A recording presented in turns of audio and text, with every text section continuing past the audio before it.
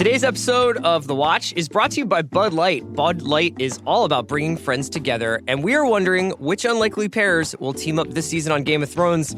Seeing so many old friends and new ones come together. For example, in the past episode, we saw Jon and Arya get back together. That was pretty cool. They would definitely be having a Bud Light together, assuming Arya is of responsible drinking age. That's 21. Bud Light, enjoy responsibly, 21 and up. I need support staff to clear the room.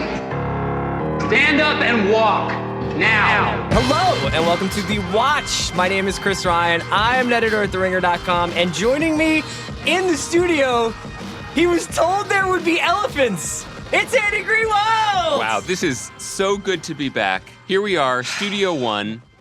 The Hepburn to my Tracy. The Verdun to your Fosse? Let's keep it going, man. Let's keep moving. Andy, it's so good to see you. We have the two major tentpoles of popular culture to talk about today, Game of Thrones and Star Wars. Star Wars had its trailer release full of Friday news dump last week.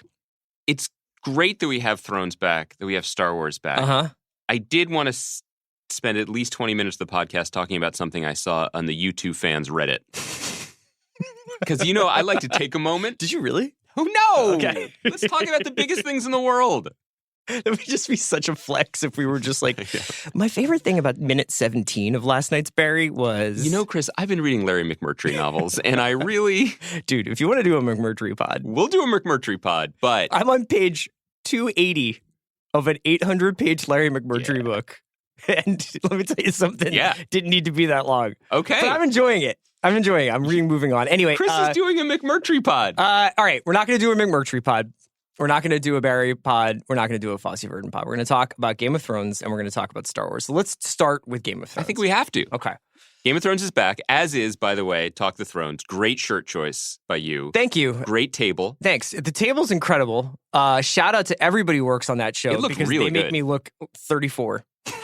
You know? Well, that's our wonderful Ada, who is our Ada makeup does a great specialist. job. Ricky, CJ, everybody behind the scenes, Steph. It's just been Sean Yu, Jason Gallagher, everybody working on the show is just killing it. Though my watch has ended, and I'm no longer with you on the wall. I know, but there's like an empty space right there where somebody's supposed to weigh in about peak TV. It's actually the pelt is mine that you draped over the table, which I appreciate. It was great to see you guys back at it. I think everyone should go check it out. You can find it on on Twitter. On Twitter, Yeah. the Ringer Twitter feed. Chris's. You got Twitter?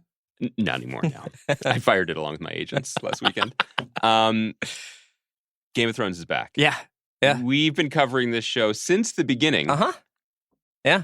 And I would say, not to cut you off here, no. but I felt like, and Allison sort of wrote about this on the site, it wasn't just back. It was back to, for better and for worse, very Game of Thrones episode last night in a couple of different ways. You know, it had a lot of parallels to the first episode of the show ever. But just in general, I felt like it had some of its sort of core qualities back. Name them. Name the core qualities. Group sex. Definitely. Burning children. Yep. And intrigue, palace intrigue. Sure. A little bit of when you think you have one alliance, the alliance is crumbling behind your back, you know? Like, so a lot of that kind of stuff, a lot of familial identity issues, which I think, this isn't new stuff I'm talking about, but I felt like it was getting back, whereas the last few episodes of season 7 were very quest-based, you know? Well, I think there's a pretty big quest/war still to come. I'm anticipating that. I think this was real, like, we got one more of these, then we're gonna build up to a battle, and then we get another battle. This was wild to me because this was the first season that I've watched without plans for coverage, whether watching it with you or with you guys last year. Did you recap it for your wife? I did. I told you that. I was a little late watching Talk the Thrones afterwards because I was literally explaining like the fucking flower festival where Rhaegar Targaryen like made eyes at Lyanna Stark. And somehow I still had the facility to do that. Yeah. Despite everything else. So I was pretty proud of myself.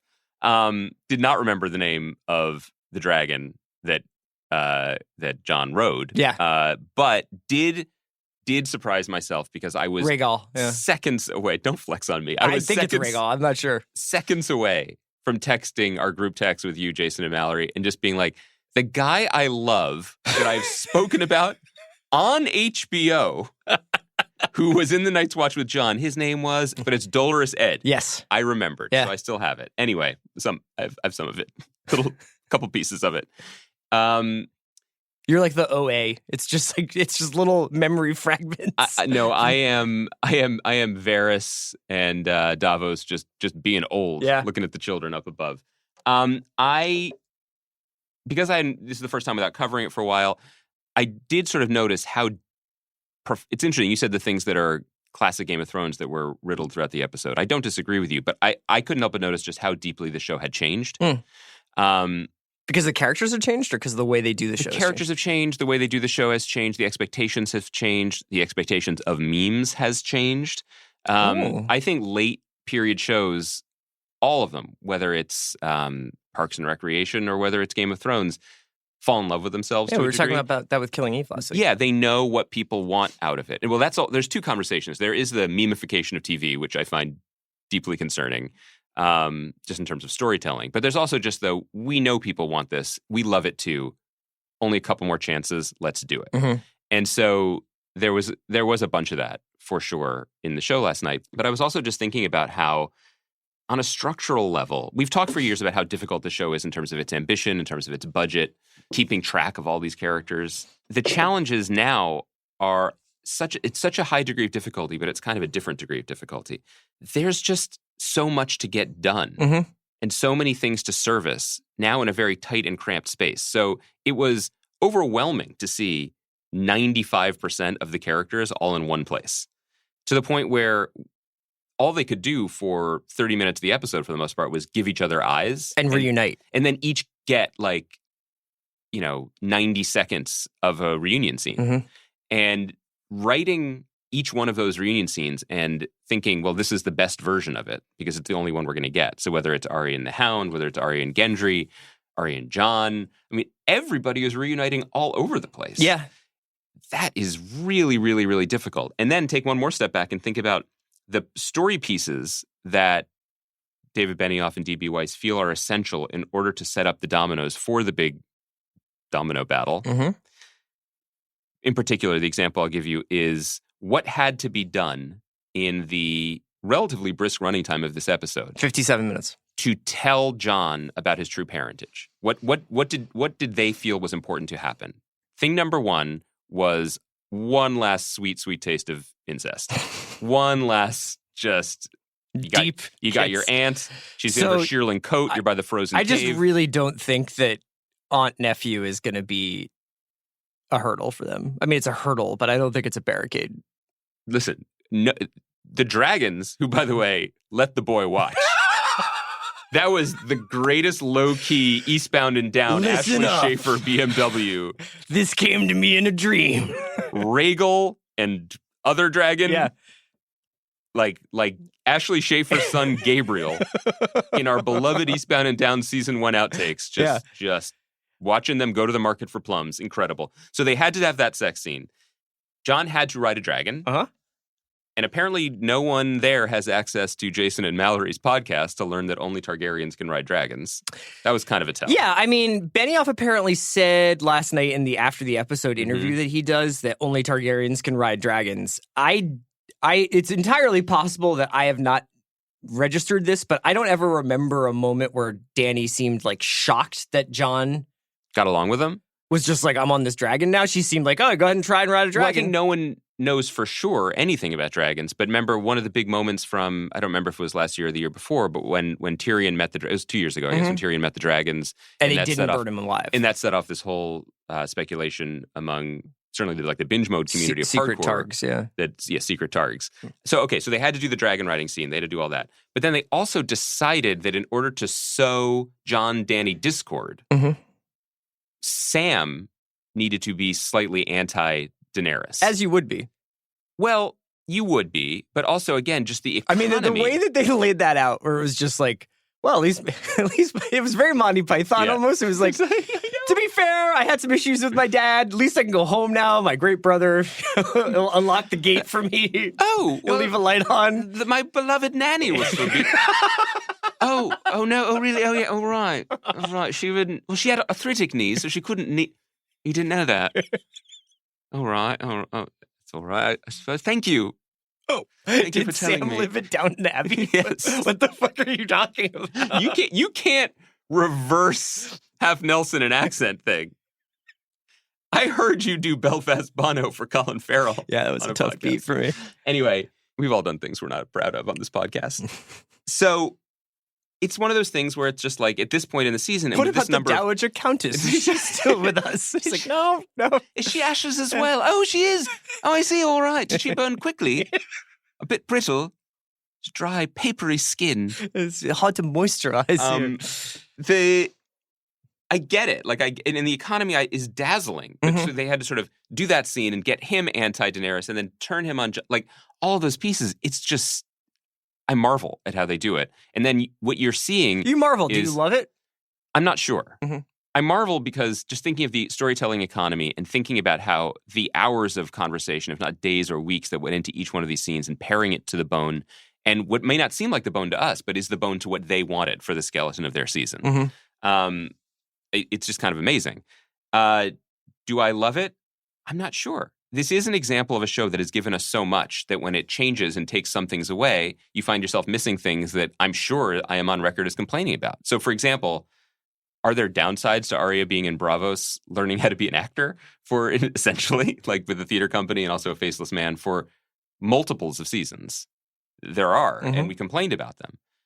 The benefit of doing storytelling like that, as I now see, is that you can develop secondary characters. You can focus on one character's particular It also journey. expands the world. And it expands And the that world. was always the thing about this show is that because of how they told the story and because no one was a safe character, quote unquote, and they didn't have to live for this to happen or something. I mean, because so much of it was about subversion, I think it really trained us as viewers to just expect it to go anywhere. It could go to Dorne. It could go to the Bravos. It could go to different parts of Essos. It could go to all over Westeros and different customs and different people. And, I think that there's a real advantage for them, I think, to tell the specific stories of these main characters like Dany, like Cersei, like Jon, like to really get into their psychology and their family histories.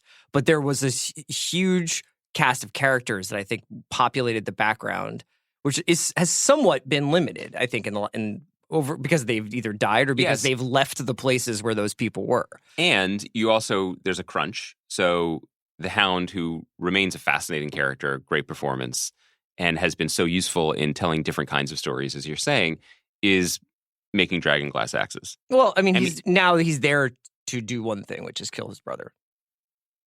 Or fight his brother. I don't presumably, know if he's yes. kill him.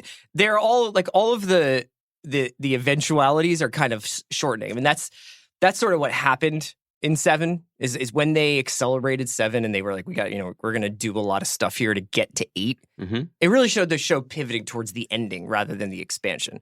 And I've talked with Jason and Mal a little bit about this. You can feel a difference in the writing as they are like, we're coming back down to earth here. Yeah, and we're speeding towards something now. And one of the other casualties of that, particularly aligning up everyone for what I presume will be the first battle against the dead. There's more battles to come. There's some sort of Cersei confrontation.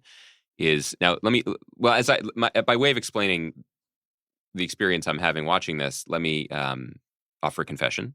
I have recently backslid into a troubling habit that I thought was out of my life. Reading Murphy novels? I started playing Candy Crush again. What? Like a fucking millennial. Why? I just... So are you playing on your phone while Game of Thrones is on? No. Oh my God. I mean, you're allowed to. No. I am I'm texting with friends like a... No, I'm not. I'm watching the show. I keep thinking about Sharon Horgan's line in the Catastrophe season 4 premiere. Watching about, Game of Thrones alone like a pervert. Like that. I actually, in order to get my wife, who does not care about the show, to watch it with me, I tried that line out on her. Did you credit Sharon Horgan? Well, she had watched the show with Okay. me. No evidence that she remembered either line or appreciated it, but she did end up watching it with me. And you know what her comment was? Oh, really? He's still around. He's still around, huh? About who? Everybody? Yeah, basically everyone's still around. Anyway, there's a thing that Did happens. she swoon at all when she saw Jamie at the end?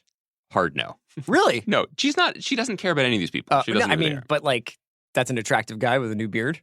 Yeah, but he was wearing kind of a hood. He'd been traveling, like It smelled like the road. This wasn't his best. Yeah. You know, he's still got places to go. Hard disagree from Mal on that one. Really? She said, I don't know if anyone's ever been hotter. Wow. Okay, well, they can discuss. So there's a thing that happens on Candy Crush that my other candy heads will recognize is like you're playing the game and then all of a sudden it'll pause and say, no more matches possible, shuffling. Mm-hmm. And it reshuffles. And then you have another chance. And then eventually, though, if it's a board where like chocolate's growing and blocking up your game, it'll say no more matches possible, shuffling. And then you'll look at this sad collection of like 6 candies and then it'll say, oops, and the game ends. That's King's Landing right now. That is King's Landing. Once the center of action. Uh-huh. Once the buzziest place in the 7 Kingdoms. Yeah. If you weren't anyone there, you were no one. Or you're probably dead. Now it's Cersei. Uh-huh. Qyburn. Yeah. Harry Strickland.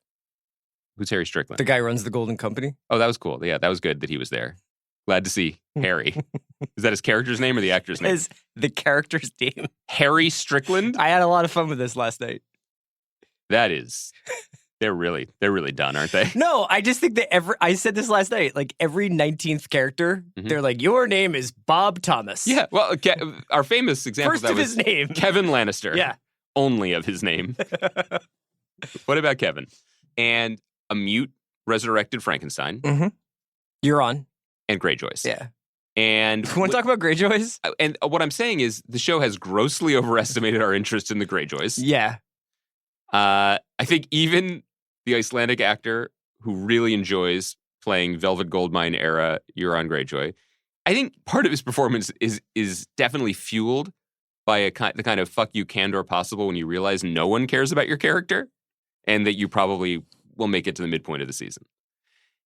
It was all a bit, I mean, it's biding time. And it felt a little, but that's the arrangement of characters they have, and they have to service them. I didn't think it was biding time at all. I didn't think there was any time wasting. I think you could not like Yara and Theon's, Oh, the Yara thing was each other. On. But I just mean, like, even the Cersei, who remains one of, if not the most compelling characters on the show, doesn't have anything to do other than be like, oh, the dead are coming, bet. Yeah. So we're like, okay, we'll get Bronn back into this in a different role because we need another character down there. And also, we're going to have a foursome because, well, look, if the announcement... I just like to see HBO going back to its roots. This is the thing. It's been a while, and it's like, it doesn't even do anything for me. I'm just like, bravo. I was surprised. Since Game of Thrones has aired, HBO has changed ownership. Yeah. So do you think our man Rich Stanky was just like, bring me that Dream On aesthetic? No, you guys got to go back to True Blood. That's when you were really killing it. First of all, I love what you're doing with Stanky. Second, I was going to say I was surprised that they had a scene like that in 2019 in season 8 of the show, but then I remembered if the Confederate debacle taught us anything, it's that our friends Dave and Dan do not look at Twitter. So they DGAF. They did not get the memo. They did not get the memo that we're past sex position in 2019 and barely, I would say they gave it the same effort in that scene that Bronn did across the board. Even Bronn was like, please, strange old man, come hand me a crossbow because this is ridiculous. I know. So all of this, though, is to say... What was one of the things that you saw last night that you were like, that ruled? Well, that was awesome. I was just going to say that all of this, to even talk about this episode, to put your arms around it's almost not worth picking because it is just throat clearing for all the stuff they have to do, right? Mm-hmm. So what did I really like in the episode? I don't think it was throat clearing. I think that one of the things you start to see once you see it through Jason and Mal's eyes, I think to some extent, but when you realize, okay, they've only got so much more time to go, like, without getting too into predictions, they don't bring up the idea of Yara being like, go help your friends. Yeah. And if they lose, tell them to come to the Iron Islands where they can like wait out because White Walkers can't swim. Of course, she doesn't know they have a dragon. That the White Walkers have a dragon? Yeah. No, I know. Dragon can fly. Can fly over and just give them a little bit of that morning breath. You know what I mean? I like Sansa a lot. Yeah.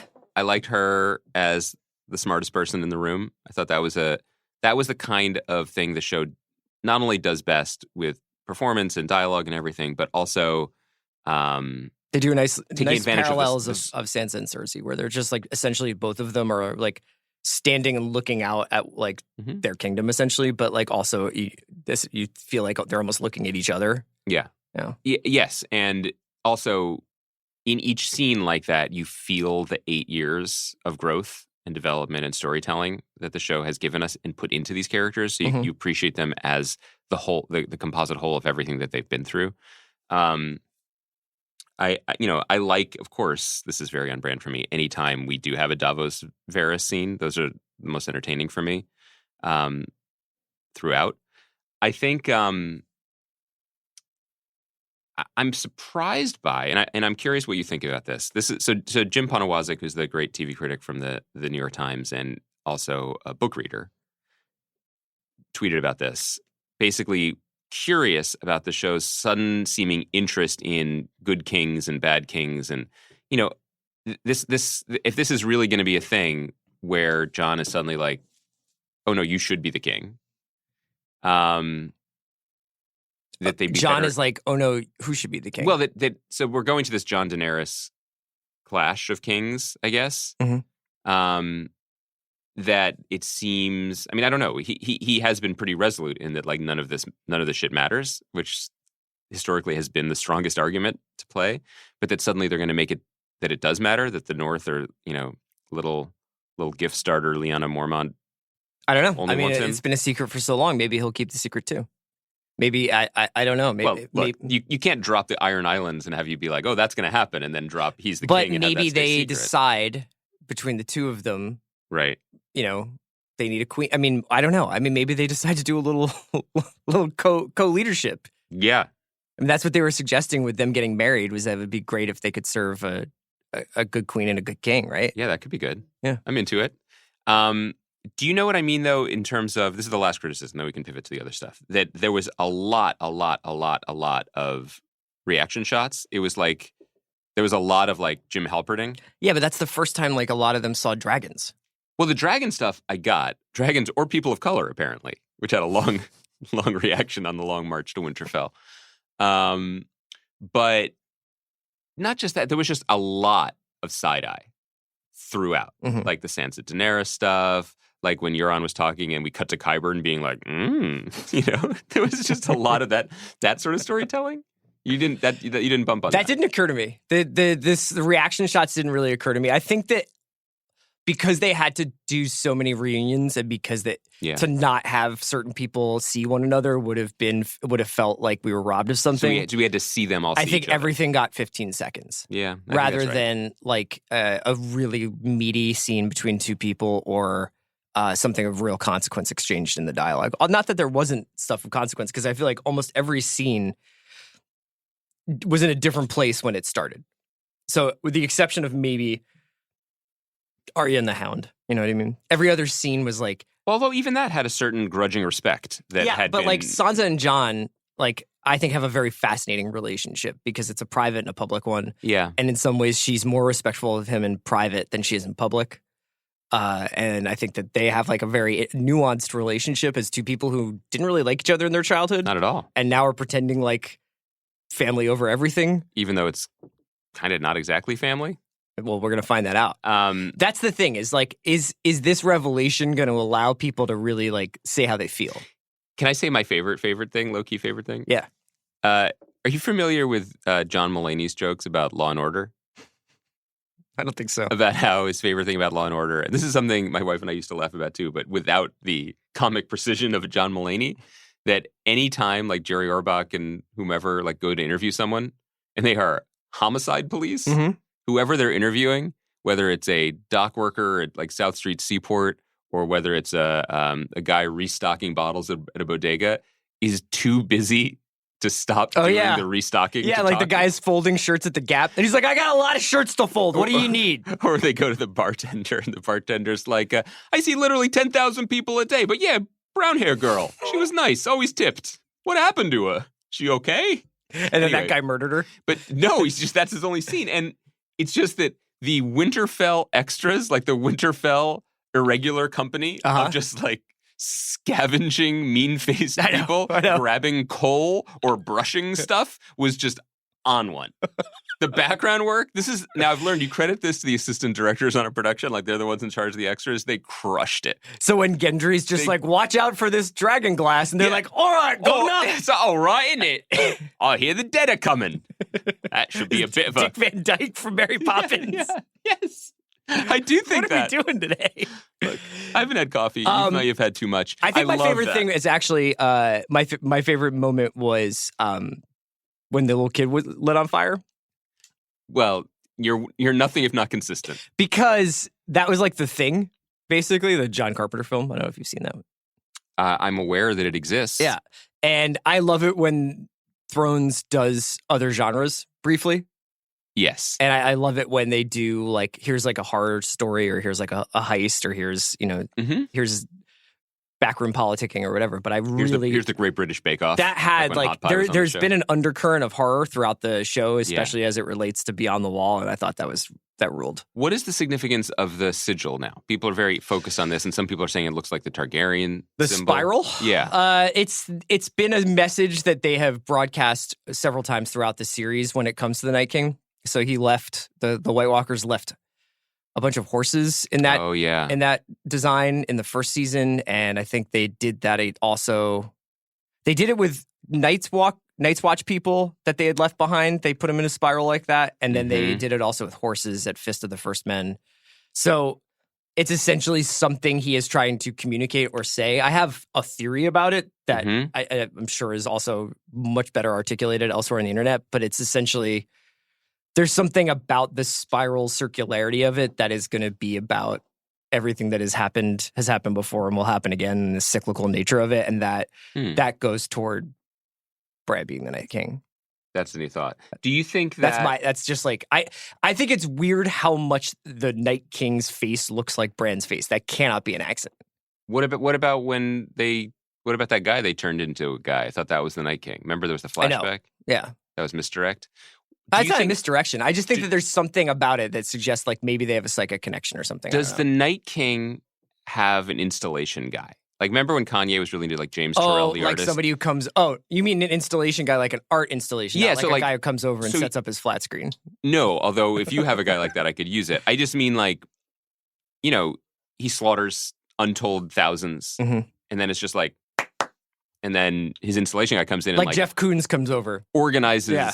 Well, no, Jeff Koons would be the Night King because Jeff Koons has an army of undead interns who does the art for him. I'm saying who comes in and lifts the horses into the spiral, and then the Night King has to get up on the dragon. Probably the same guys who pulled the dragon out of the ice. Yeah, those guys seem really ready for whatever. Yeah. You think they're union? They move with the efficiency and relentlessness of Teamsters. I will say that. So that brings us to Bran. This is a union shop. Bran, excuse me, Mr. Night King, sir. That's lunch. You said 5 p.m. Okay, time and a half.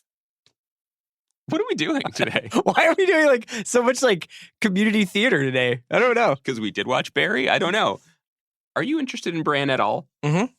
Because of the Night King I hate that Bran is always I'm not Bran. Yeah. I just think that his whole I'm the three-eyed raven. Clearly that messaging is not making an impact.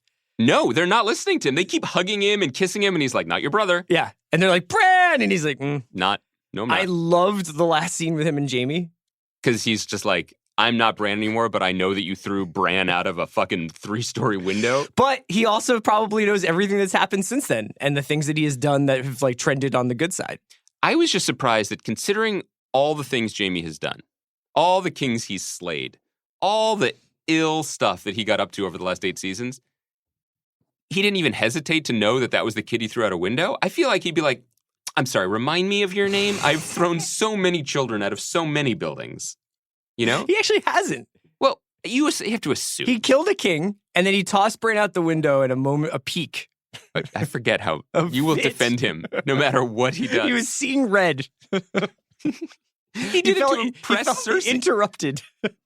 Well, look, Bronn was similarly interrupted. You didn't see him throwing Qyburn out of anything. No, but he does it all for money. Jaime does it for love. Wow. Yeah. And now we're back. I love that moment. I thought that was great. I loved the Umber stuff at the end. I thought that was completely thrilling. I think next episode will be largely gathering chess pieces, and then they'll have the fight in episode 3. I This surprises me, and it won't surprise anyone who thinks I'm just being sort of difficult. But this when we did get to Tormund and Beric, and their little side quests for survival, and they run into Ed, and leading up to the scary scene. Great line. He's got blue eyes. He's like, I've always had blue eyes. I love those guys. Yeah. And I really enjoy them on the show. Even though I hated the whole, like, let's capture a dead person boondoggle of last year, that crew, the Dirty Dozen crew they got together were some of the best character actors and most fun people on the show. So I was happy to see them. But I guess what I was really happy was, I know why they are barricading themselves in Winterfell, and obviously they're going to move around more before this show is over. But I did miss a little bit of the ranging. I was surprised by that. I think that there will be some. I think something will come out of 3 that means they have to go on the run. After watching that episode, were there any unexplored story points or characters that you feel are just dangling, that are still unaccounted for in a way? I mean, obviously, I think Salvador San is still unaccounted for, but I'm never going to get closure on that. I just mean, like, significant storylines. No, I think what it is that spending so much time with Jason and Mal, not only since the season 7 ended, but just, listening to Binge and also talking with them as we've been getting ready for Talk of the Thrones, is the amount of stuff that gets a nod from the show that's in the books or is part of canon that is suggested that it could be in the show. Right. But it's like, do you guys have enough time to do this if one episode is a battle? So essentially we have 4 more episodes, because one of these episodes at least is reported to be an episode-long fight. And potentially more than one, right? Because and I'm sure there will be another huge set-piece dragon fight or something. But the big one. The Battle of Winterfell, you have to imagine there's not a ton of, like, plot development going on there. And that's going to be in 2 weeks, almost definitely. Almost definitely is the third week. Okay. So, but my point is that they're running out of runway to land everything that I think all the fans would want them to land, to answer questions about every single thing. To say nothing of the fact that they've been pretty close to the vest. A lot of what we saw last night, I thought a lot of the promotional materials that we've seen so far, for the most part, have taken from last night's episode. Yeah, because it was about the characters. It was about the... Yeah. So, I mean, I think there's a lot of stuff that's going to happen in the crypts. There's obviously a lot of stuff that happens in Winterfell. We haven't seen any dragons yet, or ice dragons at least, or Night King, really, in the promo materials. But, I think that there's just a lot of stuff out there about the history and the and mysteries of the world that they've, like, suggested that they understand and know about, but have not completed. I guess the last thing I would say coming in, as we prepare to watch the rest of the season, is speaks to something you said about the potential of Bran being the Night King, which is so much of a fandom of the show that I would say is, I'm certainly not a casual fan of the show, but I am also not a scholar or a maester, has been about these specific characters and where they may end up. And on a very base level, like whether they'll be alive or not. And then ultimately who's king, who's queen, whatever. What I have not given a lot of thought about is what this show plans to say about the world, about the human condition, about fate, about free will. That's been a critique of the show in some of the postmortems that I've seen. In seven and for the first episode of 8. Is that this is about Game of Thrones now. It's not about what Game of Thrones tells us about the world. Interesting, right. And yet, an idea of a final lesson, if you think back to some of the more iconic lines about Daenerys wants to break the wheel, and everything has happened before, and it's literally incestuous, and the only way out of this is to break free of all of this old behavior. It suggests something interesting, potentially, if Bran is a cyclical figure, if it has all happened before and it'll happen again, and what is the radical act that can break us free of that. I realize as I say this, it's almost hard to allow oneself to think in those macro terms, because I and maybe others have become slightly cynical, because generally in the 2 years since we last talked about Game of Thrones, we've been talking about it as a chit in AT&T's, Warner Media's strategy for content domination, and how, I'm going to misquote the Greyjoys, nothing is ever really dead. Yes. We have great confidence that there's going to be some, when this season series finale airs, there will probably be some tiny teaser of the Long Night spinoff. I imagine so, yeah. There were likely to be multiple spinoffs. And, we're about to spin this conversation into a Star Wars conversation. And Star Wars is never ending either. That it is just going to be a lane in our lives for the rest of our lives. And there's no question that within corporate headquarters over at AT&T now, they're thinking of Game of Thrones as that for them. Yeah. So it'll be an interesting test of this show, but also of where we are with our fandom, that if the Night King is destroyed at the end of the series and it's in some way meant to feel definitive that, the spin-offs will be prequels and this is the end of it, part of me is going to be like, well, we'll just hear the Night King with his trademark I don't laugh think it matters in a because I think sequel. people were as into this show when it was two families fighting against each other as they were when it was ultimate good versus ultimate evil. But what I'm saying is our relationship to these things, like, is this... It is now, the companies are now de-incentivized to make any version of a story the primary version. In the same way that Star Wars is struggling with it's the Skywalker story, and then we're going to be done with the Skywalker story. But the way we're going to finish the Skywalker story is just by starting literally tell the same story again. Yeah, well, let's just go into that. Yeah. So let me take a quick break to hear from our sponsors, and then we'll start talking about Star Wars: Rise of Skywalker. Today's episode of The Watch is brought to you by Game of Thrones, and Oreos, the most epic cookies of all time, are here. Cookies are coming. Brace yourselves. Oreo Game of Thrones limited edition packs are in stores now while supplies last. Where does your fealty lie? To whom are you bending the knee? For me, I'm going to go Cersei Lannister, and I'll tell you why.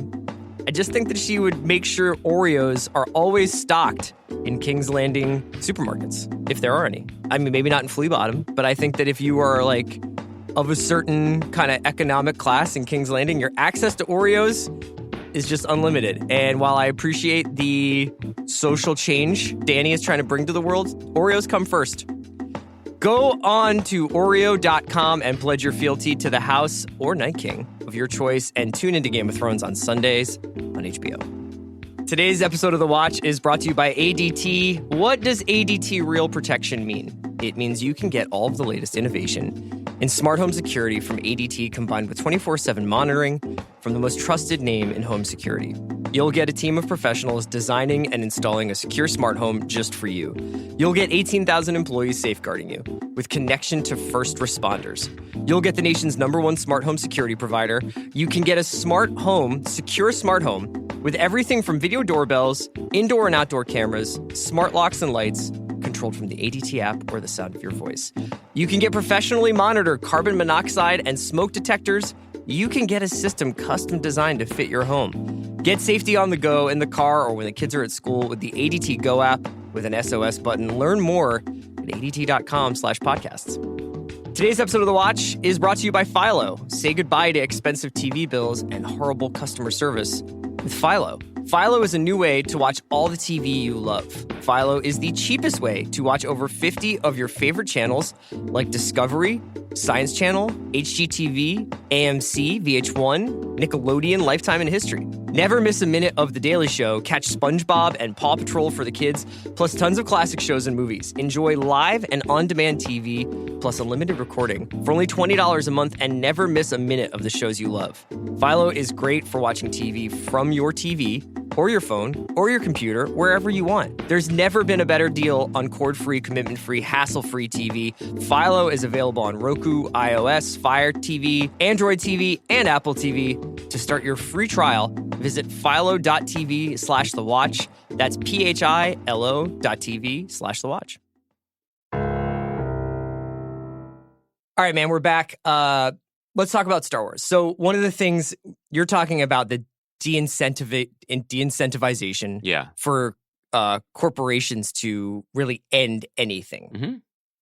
Or they can do gestures of endings to make you feel like every generation has its story and this one is coming to a close. Or you look at what Warner Brothers was doing with DC, and at first it looked sloppy, and now it looks brilliant, that they can just have 6 Jokers and be like, shrug emoji.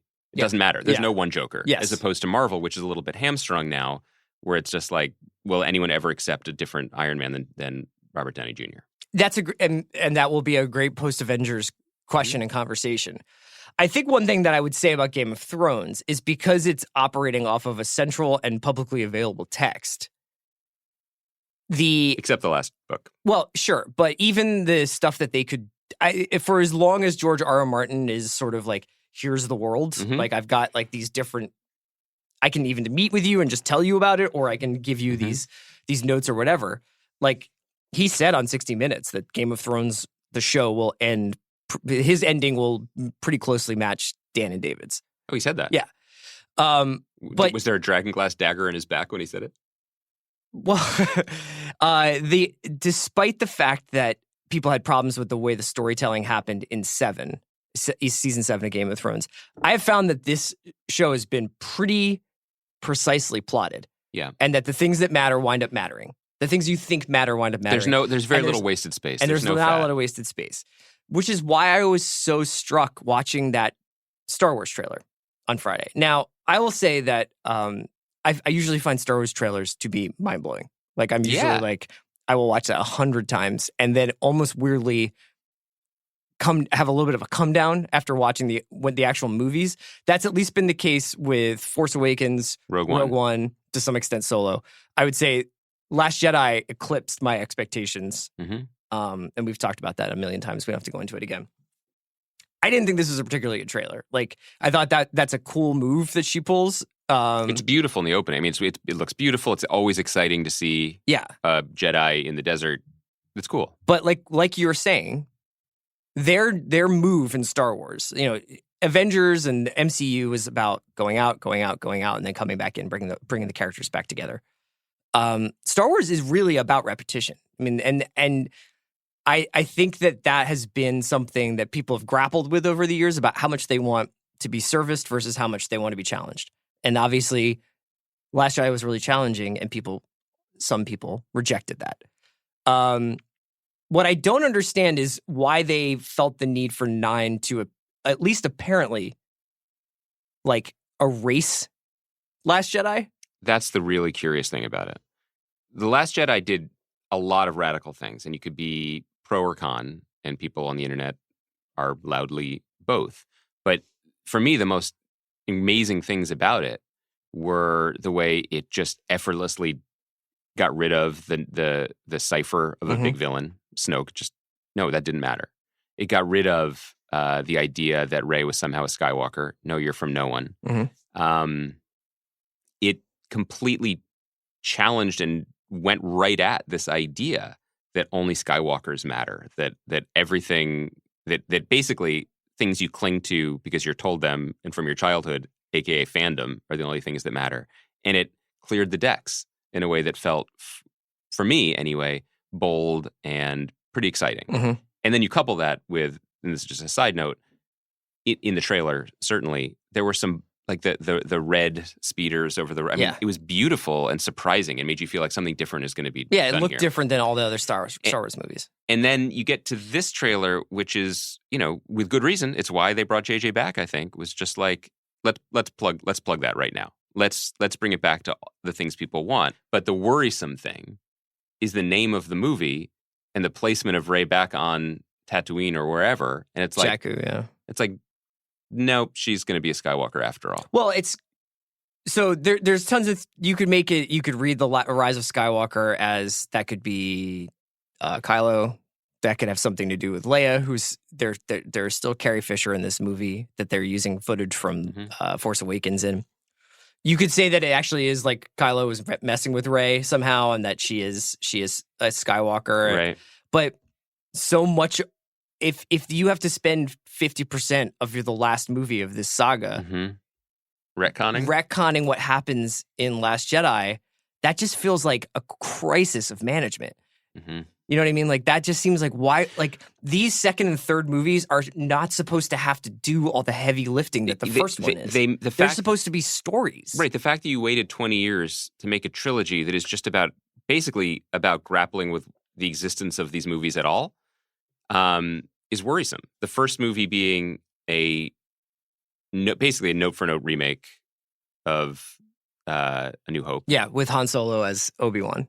And then the second one being a kind of ballsy rejection of that. And then the third one being like, no, we're fine. I mean, this is something that I feel that I know that people who have really invested more in these movies disagree with. Mm-hmm. But as a casual fan and a skeptic, I feel comfortable saying this. What's this movie about? Who are the bad guys? What are they fighting for? What's the point?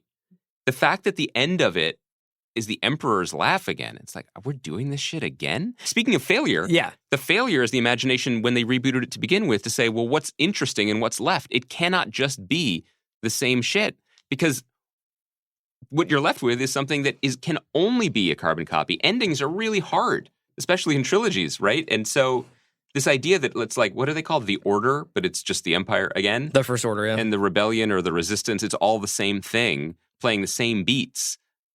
But why and for who? That's the central problem of this that I just don't understand. And I don't think Star Wars is in crisis. I don't think it's a problem. I think this movie's going to make $1 billion. But long term, if they can't communicate what they're doing other than tickling our nostalgia, I don't know how many billions of nostalgia dollars are left out there ad infinitum. I think that they're going to I think that Mandalorian is going to happen later in the year as well. Mm-hmm. So when the Disney Plus service launches in November, I think, Mandalorian will be available. There's already been footage floating around of it. I have to say it looks incredible. So you sent me this, and so at this Disney festival, it's basically like pirated footage of it from the Disney festival, from the Star Wars festival. And I think two reactions to it. Well, first of all, we didn't even talk about the Disney Plus launch, which, by the way, was fucking devastating. Like $6.99 a month for this. It is so smart. It is such a smart. And they're going to probably wind up bundling it with ESPN Plus and Hulu. Consumer play. I thought Joe Adalian's piece on how this is just the first volley in what is going to be this larger tiered structure of like your Disney Park Pass for all the stuff they own was really insightful. And Netflix should be worried. They are going right at them in a very smart way. But anyway, it does on the surface look like everything that I think you and Apple I have should ever... be worried. I think Netflix is going to be Netflix or whatever. Oh, that's right. I mean, Netflix is going to survive the wars to come. Yeah. But I think Apple should definitely be, because yeah, exactly. What are they? We all have their phones, but they don't know how to do this. And I think that the Joe Adalian piece was so smart about saying Disney knows how to sell you many things that you already know, that you already want. Yes. And to package them and be consumer facing and blah, blah, blah. Because a reboot of Amazing Stories is not a $1,000 phone. Yeah. Anyway, Mandalorian TV series, Jon Favreau. Starring Pedro Pascal. Not our friend from Pod Save America, but our friend from... Swingers. We have a lot of friends. Starring Pedro Pascal as a character of the same race, tribe, same armor, occupation as Boba Fett. Yeah, bounty hunter. Set after Jedi, right after Jedi, and it's Pascal, Wim Wenders, Giancarlo Esposito. Those are the two. Sorry, not Wim Wenders. I was like, really? How many German directors? Werner Herzog. Werner Herzog, and Giancarlo Esposito are the heavies. They work for the sort of remnants of the Empire, and then Gina Carano, and is like Pedro Pascal's homie in this movie. She may remember from Haywire. Yeah, I remember. But it possibly because of the nature of the footage that we saw, which is pirated, it looks grimy and beat up. It looks like the best versions of Rogue One. I think you were right when you wrote to me about it, and it's just like theoretically this looks like everything we've ever wanted, which is in this world, which is tell a small genre story. Use the things that people, not people, the things that we still have a fondness for, because one of the central problems of a major Skywalker Star Wars movie is that they're 4-quadranting it, right? Yes. They want 6-year-olds and 60-year-olds. Yeah, because they have to have like the weird animal race in Last Jedi and also Laura Dern's, death. Yeah, exactly. So this is targeted towards a different audience, and that could be great. And it seems like they have just a lot of pros in there. And also, like that Werner Herzog scene that is in the pirated footage, that's the stuff that you don't have time for in a major movie. Like, if you think of Werner Herzog as playing the Paul Bettany role... Do you think Bob Iger was like, can we get Rainer Werner Fassbender in this? He hasn't been... What about Wim Wenders? I do think he went through What about Fritz Lang? Is Fritz Lang working? I just love German cinema. If he's playing the Paul Bettany in Solo role, which was a disaster piece, but like, you don't have time to have an interesting exposition spewing maybe villain in a 2-hour, $300 million movie. Mm-hmm. But on a TV show, that's where those characters can live. So seeing the opportunities of a TV character. Gus Fring working for the Empire, I'm It's available cool. to watch that. But Chris, because I came in here on a Monday morning to crush dreams and then crush candy, because that's how I spend my days now.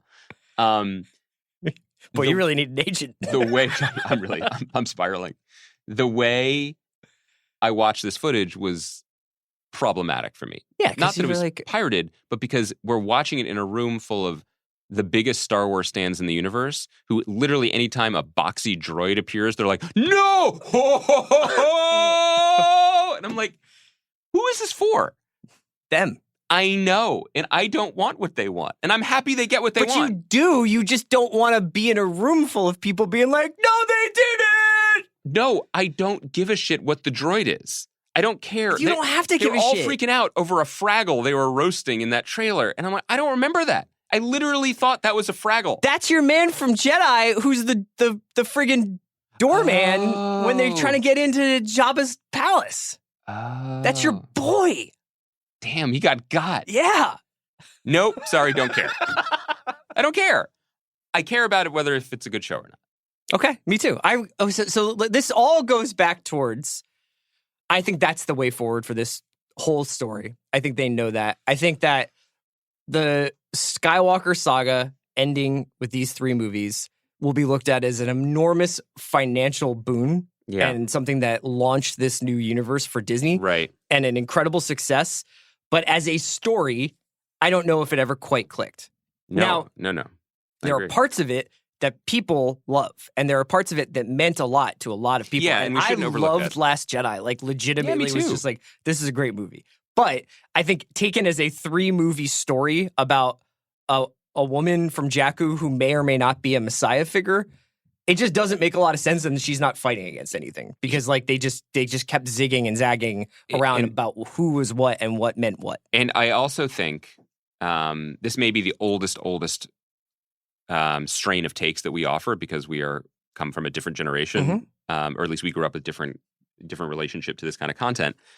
We only got a couple swings at this stuff, right? Like there were the 3 Star Wars movies, and that was Star Wars. Yes. And then we graduated from college, and they brought out more of them, and they were trash. Yeah. So we're like, well, that's it. And then later, people realized, oh, this content we own is the most valuable thing in the universe, and we'll just keep making more of it. Yeah. But weird how long it took people to realize that. Anyway, we make a big deal out of each entry into these series as if they matter because they're released in movies, because they're important, because Billy D. Williams is in it or whatever. But let's remember, this is Disney now. This is Disney, and Disney is showing us what they do with content for good or ill and how they approach content now. And it used to just be like, maybe a theme park ride or a Happy Meal. But no, now it is, if you don't feel that Finn and Poe and their subtextual romance that people on the internet are all fired up about didn't get enough burn in these movies, don't worry. There is an 8-part Disney Plus series probably coming at some point when Oscar Isaac's schedule opens up. When Triple Frontier 2 wraps? Quadruple Frontier. I'm just using that as an example. I know what you mean. All of these things Look at all the people who are doing it. Like Jeremy Renner is going to be on a streaming service. That's what I'm saying. So anything that you feel wasn't appropriately done in this trilogy, you don't need to wait a generation to get another bite at that apple. Like it's all just going to keep happening. Does that change the significance of... Does that take away from the event movie nature of these movies? Ultimately, yes, it does. However, these event movies exist as inflection points on corporate data sheets. Yeah, and I'm also increasingly convinced that they don't really know how to tell these stories anymore. They don't, but like people, like not any one person at Star Wars is like guilty of this. I just think that there's just too much money at play, and there's too many people saying like you have to have this happen. Yeah, and it just winds up. It's just not a coherent story. But I think that it's also a question of what do you value more. And so for us, Last Jedi had silly animal races, but it also had enough visual dynamism and really interesting ideas to make me think that on this ledger, the good won out. Like this was worth it. Sure. I really enjoyed it. My guess is completely unseen, but from a trailer, that the ratio of interesting, thought-provoking things for 40-year-old podcasters is going to be less than fan service. Yeah. Because they wanted JJ just get the house back in order. Yeah. It's been great podcasting with you today. I'd like to apologize to all the fanboys and girls out I think you're going to say all the little fingers. do you miss him at all? I do. Yeah. We pour a little out for all our friends. It felt weird for Bron to be getting serviced by sex workers and not have little finger lurking in the shadows over there. Yeah, what's up with the workers there now? Like, are they? Is that a union shop? That's what I'm going. Is that a union shop now? Because Littlefinger, definitely anti-union. He would be pro agents. Yes, right now. That's right. He would definitely. He'd be like, I still have an agent. I'm represented by the CAA. Is that Bono? I don't know. I gotta stop. We gotta stop before we kill again. Great show. Great job, Braskies.